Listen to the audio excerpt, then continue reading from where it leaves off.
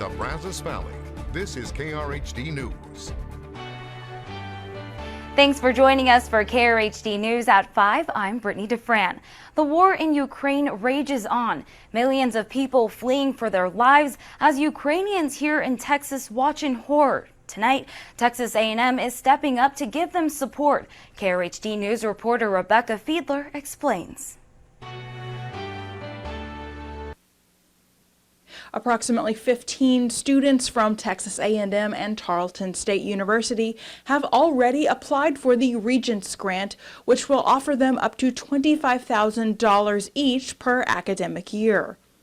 Throughout each day, as Natalia Svezinska does her research and teaching work as an engineering PhD student at Texas A&M, she knows her parents, grandma, and cousins, all back in Kyiv, could be under the threat of an explosion.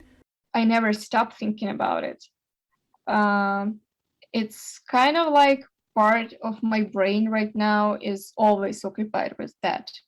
While Svezinska calls her family daily and constantly checks the news, the Texas A&M University system has pledged to ease any financial burdens on Ukrainian students.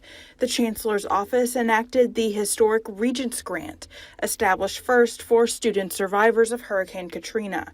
Which can be used for tuition, it can be used for living expenses, rent, and things like that, to make sure that they don't have to leave school because of what happened to their families and properties back home.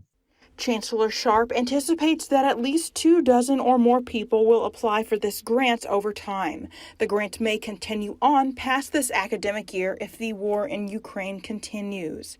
Svezinska says she will consider applying for the grant, but says it will be particularly beneficial for undergrad students. If they are paying for their education by themselves fully, and especially if they were supported by their families back in Ukraine, maybe now it's not the time they can get that support anymore.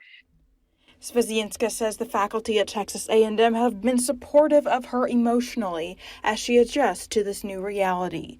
She hopes other universities like A&M will help ease the transfer student process for other Ukrainian academics. A&M has been offering services such as mental health support. All she can think about, though, is home.